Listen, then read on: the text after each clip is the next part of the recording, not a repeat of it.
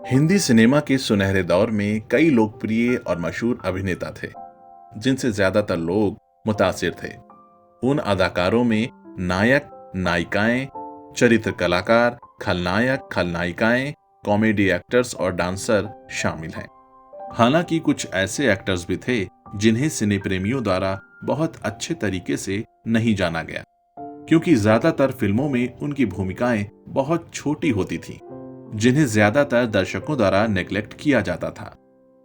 लेकिन छोटी भूमिकाओं के बावजूद भी उनमें से कुछ एक्टर्स ने हिंदी फिल्मों के पारखी लोगों पर अमिट छाप छोड़ी है। उन्हीं कलाकारों में से एक हैं पार्श्व गायक और अभिनेता श्याम कुमार। दोस्तों, हम अभिनेता श्याम की बात नहीं कर रहे हैं। लोग अक्सर एक्टर श्याम और पार्श्व गायक और एक्टर श्याम कुमार में कंफ्यूज हो जाते हैं, दोनों को एक ही समझते हैं। आपको बताते चलें कि ये दोनों अभिनेता अलग अलग हैं। कंफ्यूजन इसलिए और हो जाता है कि ये दोनों कलाकार एक ही वक्त में फिल्मों में काम किया करते थे। एक्टर श्याम ने अपने पूरे जीवन काल में कभी भी श्याम कुमार नहीं लिखा, लेकिन उनके जाने के बाद लिखने वालों ने उनके नाम के आगे कुमार लगा दिया और वहीं से सारा कंफ्यूजन पैदा होता है। लेकिन रिसर्च के बाद ये बात साफ हो जाती है कि उस दौर में दो अभिनेता थे, एक सिर्फ श्याम और दूसरे अभिनेता पार्श्व गायक श्याम कुमार। कंफ्यूजन शायद इसलिए और ज्यादा हो जाता है कि फिल्म दिल लगी 1949 में श्याम और श्याम कुमार दोनों ने साथ में अभिनय किया था। एक बात और है कि अपने पूरे करियर में अभिनेता गायक श्याम कुमार ने कभी भी अपने लिए नहीं गाया। गायक अभिनेता श्याम कुमार को लोग इसलिए भी भूल गए हों क्योंकि उन्होंने जिस तरह की भूमिकाएं की, ज्यादातर साइड रोल्स, खलनायक की भूमिकाएं, और हमारी हिंदी फिल्मों में इस तरह की भूमिकाएं निभाने वाले कलाकारों पर कोई भी गीत नहीं फिल्माया जाता है। फिल्म दिल लगी का मशहूर गीत तू मेरा चांद मैं तेरी चांदनी को सुरैया और श्याम कुमार ने आवाज दी थी और इसे फिल्माया गया था अभिनेता श्याम और सुरैया पर। अब ये बात दूसरी है कि अभिनेता गायक श्याम कुमार को उसका क्रेडिट नहीं दिया जाता है, क्योंकि सबको यही लगता है कि यह गीत अभिनेता श्याम ने गाया था। चलिए अब बात करते हैं अभिनेता गायक श्याम कुमार की। अभिनेता गायक श्याम कुमार की पैदाइश 1913 में पठान परिवार में गुल हमीद के रूप में हुई थी। बाद में इनकी फैमिली पुणे शिफ्ट हो गई थी। उन्हें पहला एक्टिंग ब्रेक मिला फिल्म सुखी जीवन 1942 से, और नौशाद साहब की सिफारिश पर एक पार्श्व गायक के रूप में करदार स्टूडियो ने उन्हें अनुबंधित कर लिया। पार्श्व गायन में उन्हें पहला मौका किस फिल्म से मिला, इसका कुछ खास पता नहीं चलता है, लेकिन कुछ रिसर्च के बाद पता चलता है कि उन्होंने फिल्म शारदा में गाया था, जो कि 1942 में रिलीज हुई थी। फिल्म कानून 1943 में उन्होंने अभिनेत्री गायिका सुरैया के साथ 3 गाने गाए। उसके बाद उन्होंने नमस्ते 1943, संजोग 1943, रतन 1944, पहले आप 1944, सन्यासी 1945, सागर तरंग 1947, दिल लगी 1949, लचक 1951, ममता 1952, चाचा चौधरी 1953, गुजारा 1954, विजयगढ़ 1954, तिलिस्मी दुनिया 1962 और काला घोड़ा 1953। इनमें से कुछ फिल्मों में उन्होंने एक्टिंग भी की।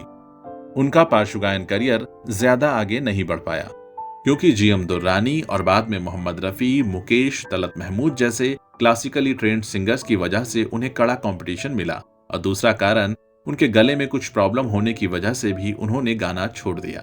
गुजारा 1954 के बाद श्याम कुमार ने गाना बिल्कुल छोड़ दिया था, लेकिन आखिरी बार तिलिस्मी दुनिया 1962 में उन्होंने एक गाना गाया।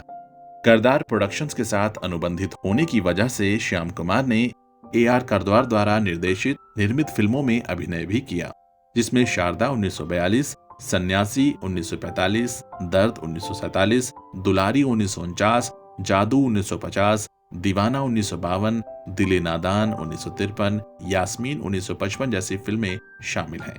कुछ फिल्में जैसे विजयगढ़ 1954, राष्ट्रवीर शिवाजी 1965, इन फिल्मों में उन्होंने मुख्य अभिनेता के तौर पर काम किया।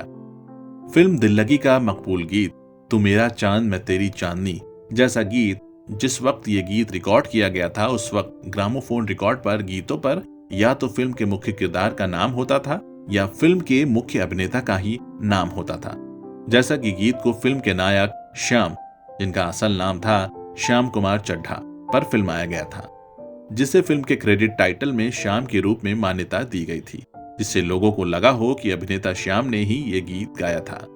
दूसरी तरफ इस फिल्म में अभिनय करने वाले गायक श्याम कुमार को क्रेडिट टाइटल में श्याम कुमार के नाम से क्रेडिट दिया गया था, लेकिन सच तो ये है कि अभिनेता श्याम ने गाने में श्याम कुमार की आवाज को लिप सिंक किया था।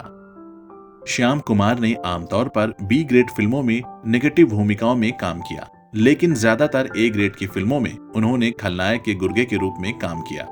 यहां तक कि उन सीन्स में उनकी उपस्थिति बिल्कुल ना के बराबर थी। उनके जबरदस्त एक्सप्रेशंस और फिल्मों में उनके द्वारा पहने जाने वाली डिफरेंट तरह की ड्रेस से उन्होंने दर्शकों का ध्यान अपनी तरफ आकर्षित तो किया, लेकिन फिर भी वो कुछ खास पहचान नहीं बना पाए। फिल्म विजयगढ़ 1954 में कृष्ण कुमारी के साथ श्याम कुमार मुख्य अभिनेता थे। फिल्म में दूसरे कलाकार हबीब, अबू बकर, मोहम्मद सैंडो, मकबूल, रंजना और रफीक थे। फिल्म का निर्देशन A.Y. शेख ने किया था। इस फिल्म के बारे में ज्यादा जानकारी उपलब्ध नहीं है। फिल्म के टाइटल से ऐसा लगता है कि ये फिल्म किसी ऐतिहासिक घटना पर बनाई गई होगी, और ऐसा भी लगता है कि ये कॉस्ट्यूम ड्रामा स्टंट फिल्म रही होगी। इस फिल्म में 7 गाने थे। फिल्म के 7 गाने फिल्म की तरह ही आज स्पष्ट हैं। इस फिल्म के गीत 2 लिरिसिस्ट मुजफ्फर शाहजहांपुरी और इंदिवर द्वारा लिखे गए थे, और फिल्म के 2 संगीत निर्देशक कृष्ण दयाल और A.K. प्रेम द्वारा संगीतबद्ध किए गए थे। फिल्म के गीत गुनगुनाई फिजा, जगमगाया समा, ये सिंगर मनोरमा, अभिनेत्री मनोरमा नहीं। ये सिंगर मनोरमा और श्याम कुमार द्वारा गाया गया एक युगल गीत है। गुनगुनाई फिजा, जगमगाया समा, ली बहारों ने दो दिल में अंगड़ाइयां हो, अंगड़ाइयां हो। मुजफ्फर शाहजहांपुरी द्वारा लिखे गए इस गीत को A.K. प्रेम ने संगीत से सजाया था। बतौर प्लेबैक सिंगर मनोरमा का नाम मैंने पहली बार सुना, लेकिन वो एक प्रशिक्षित गायिका प्रतीत होती हैं। उनके बारे में कुछ रिसर्च करने पर हमें पता चलता है कि गायिका मनोरमा स्पष्ट रूप से 1954-55 की अवधि के दौरान सक्रिय थीं, जिस दौरान उन्होंने 4 फिल्मों के लिए कुछ 11 गाने गाए थे। उसके अलावा उनके बारे में कोई और जानकारी उपलब्ध नहीं है। अक्सर कहा जाता है कि श्याम कुमार ने फिल्मों में कभी भी अपने लिए नहीं गाया, लेकिन उन्होंने दूसरे एक्टर्स के लिए प्लेबैक किया। विजयगढ़ 1954 में श्याम कुमार लीड एक्टर थे। उन्होंने फिल्म में 3 गाने गाए थे, सिंगर मनोरमा के साथ 2 जुगल गीत और 1 एकल। ये तीनों रोमांटिक गीत थे। उनके सबसे मकबूल गीतों की बात करूं तो तू मेरा चांद मैं तेरी चांदनी दिल लगी के अलावा अमीर बाई कर्नाटकी के साथ ओ जाने वाले बलमवा, फिल्म रतन, उनकी मुख्य फिल्में नीलोफर 1957, तूफानी टार्जन 1962, रूपलेखा 1962, शिकारी 1963, torsion and king Kong 1965, Ali Baba Aladdin 1965, वो कोई और होगा 1967, एक नन्ही मुन्नी लड़की थी 1970 और 7 सवाल हातिम ताई 1971। 22 अप्रैल 1981 को गले में कैंसर होने की वजह से वो इस दुनिया फानी से रुखसत हो गए। उनके परिवार में 3 बेटे और 1 बेटी है। उनकी बेटी जरीना ने 1980 की कुछ फिल्मों में काम किया था। इसके अलावा उनके परिवार के बारे में कोई और जानकारी उपलब्ध नहीं है। दोस्तों, अगर उनके बारे में आपको कोई और जानकारी हो तो हमें कमेंट बॉक्स में जरूर साझा कीजिए।